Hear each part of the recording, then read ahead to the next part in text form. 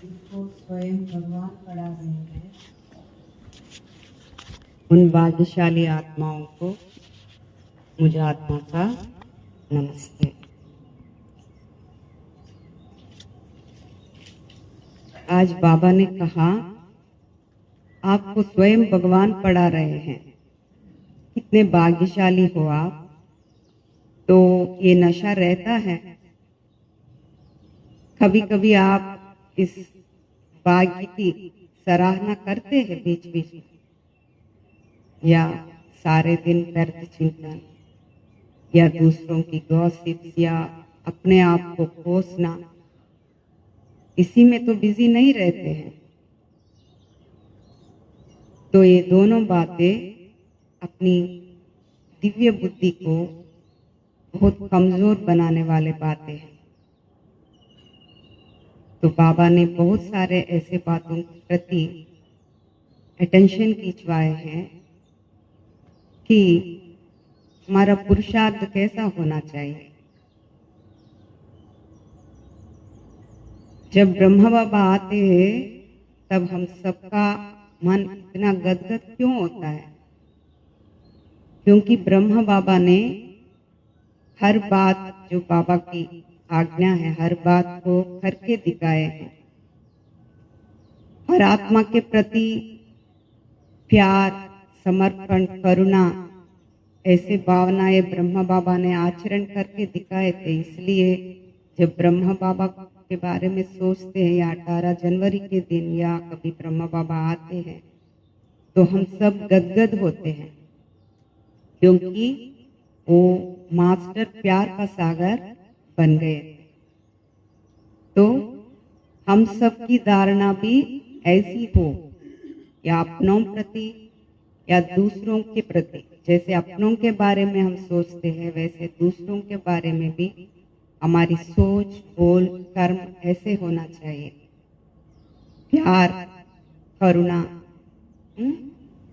बाबा इसी बात के लिए बाबा ने कहा ब्रह्मा बाबा को फॉलो करो, तभी आप बाप दादा के समीप आत्माएं बन पाएंगे। तो समीपता की निशानियां, समीपता कैसे ला सकते हैं, ये भी बाबा ने बहुत अच्छे से एक्सप्लेन किया है। तो हम सबकी पुरुषार्थ ऐसा होना चाहिए अभी, क्योंकि अंतिम समय चल रहा है। तो हम मुट्ठी भर के बच्चों के ऊपर ये जिम्मेदारी है कि हमारे पुरुषार्थ, बाबा ने कहा अंतिम समय, जैसे कि बाबा कहते हैं याद में शरीर छोड़े और साथी के साथ चले। तो इसके लिए हमें क्या करना है? अंतिम समय में हम हमारे साथी के साथ, साथी के याद में चले। इससे बाबा कहते हैं मजेदार चीज और कुछ नहीं है। तो अगर इस मजेदार चीज को हम अगर मिस हो जाएंगे तो इससे बड़ी नुकसान कुछ नहीं है ना। तो सब कुछ गया, ये गया तो हाथ से सब कुछ गया। इसके लिए हमारा पुरुषार्थ पर हम ध्यान देना है। यह राज इन्होंने कैसे पाया? किसने? चाहे लक्ष्मी नारायण हो या देवी देवताएं हो, कैसे पाया? हम बचपन में जब हिस्ट्री पढ़ते थे ना, सबके स्कूल में होता था हिस्ट्री, तो उस समय हिस्ट्री में होता था कि राजा महाराजाओं के बारे में, जैसे कि अभी सब्जियां बिकते थे प्लेटफॉर्म में, जैसे हीरे, मोती, रतन सब बिकते थे। तो उस समय ऐसा सोच आता था कि जरूर कुछ है इनके पीछे, नहीं तो ऐसे समय में इतना सुख देखना मुश्किल, मतलब नामुमकिन है ना। जैसे कि स्कूल में भी देखिए, अच्छे रैंक किसको मिलते हैं? जो पढ़ाई अच्छे पढ़ते हैं उसको ही मिलता है ना। तो जरूर कुछ कर्म होगा इनके पीछे, नहीं तो इतने सुख के दिन में उनको वहां जन्म लेना, उस सुख प्रारब्ध पाना, ये तो मुश्किल है ना, ऐसा लगता था मुझे। तो बाबा कहते हैं यह राज इन्होंने कैसे पाया, राजयोग सीखे थे। तो उस राजाओं के समय ऐसा होगा तो सतयुग में कितना सुख होगा। हम ऑलराउंडर हैं, हम ऑलराउंडर है। लक्ष्मी नारायण भी है, राम सीता भी है, महाराजा भी थे, राजा भी थे। हम बात वजीर भी बन गए। वजीर बन के बाबा ने कहा आप वजीर भी बन के इस भारत देश की रक्षा करते आए हैं। राजाओं को राय देते हुए भारत की रक्षा करते थे हम। पावन तो है ही गुप्त, पावन तो है ही गुप्त।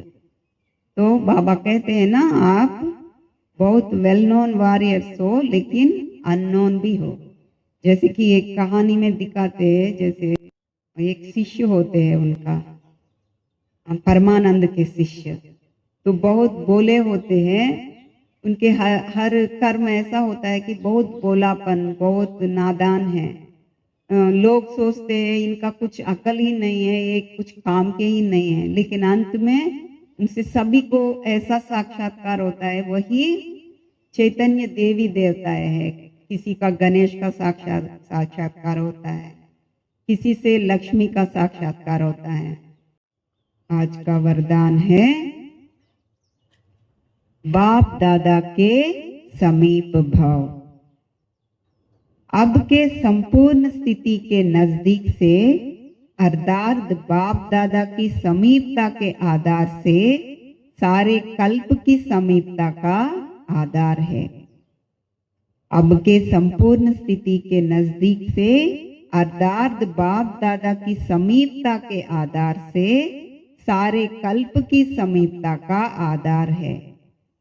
समीपता का आधार है श्रेष्ठता, समीपता का आधार है श्रेष्ठता।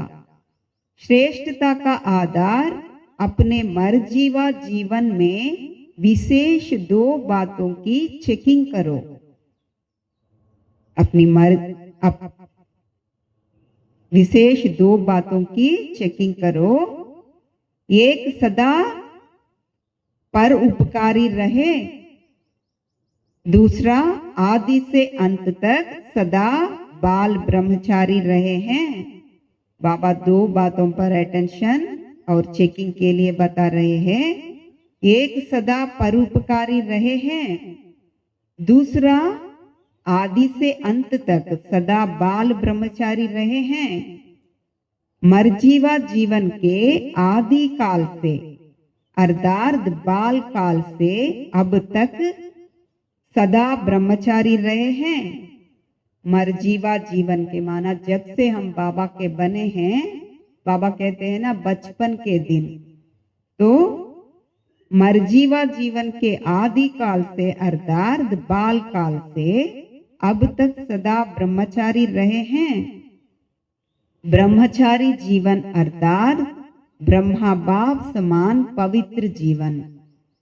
ब्रह्मचारी कहो या ब्रह्माचारी कहो, आदि से अंत तक अखंड रहे हैं।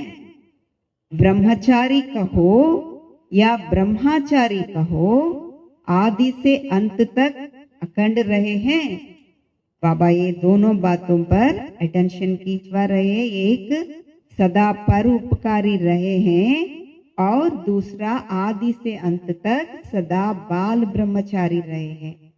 ब्रह्मचारी तो दुनिया में सब बन सकते हैं, लेकिन ब्रह्मचारी माना ब्रह्मा बाबा जो अपने जीवन में फॉलो करके दिखाए हैं हर बात, ऐसे हमको भी ब्रह्मा बाबा को फॉलो करना है हर बात में, तब हमको कह सकते हैं ब्रह्मचारी। तो ब्रह्मचारी कहो या ब्रह्मचारी कहो या ब्रह्मचारी कहो, आदि से अंत तक अखंड रहे हैं। तो ये दोनों बातों पर हम अटेंशन देंगे और इन दोनों बातों की धारणा अगर हमारे अंदर है तो हम बाप दादा के समीप आत्माएं समझ सकते हैं। और बाबा ने क्या कहा, अब के संपूर्ण स्थिति के नजदीक से अर्थात बाप दादा की समीपता के आधार से सारे कल्प की समीपता का आधार है। तो इन दोनों बातों की चेकिंग हमें जरूर करनी है। तो एक बार हेडिंग रिपीट कर दूंगी। बाबा ने कहा, मीठे बच्चे, जी बाबा, दिन प्रतिदिन तुम याद की यात्रा में पक्के होते जाएंगे, फिर तुमको कुछ भी याद नहीं आएगा, सिर्फ घर और राजधानी याद आएंगे। मरेंगे ऐसे जैसे कि बैठे बैठे हार्ट फेल होते हैं, दुख की बात ही नहीं रहेगी, हॉस्पिटल आदि तो कुछ भी नहीं रहेगी। अच्छा, ओम नमः शिवाय।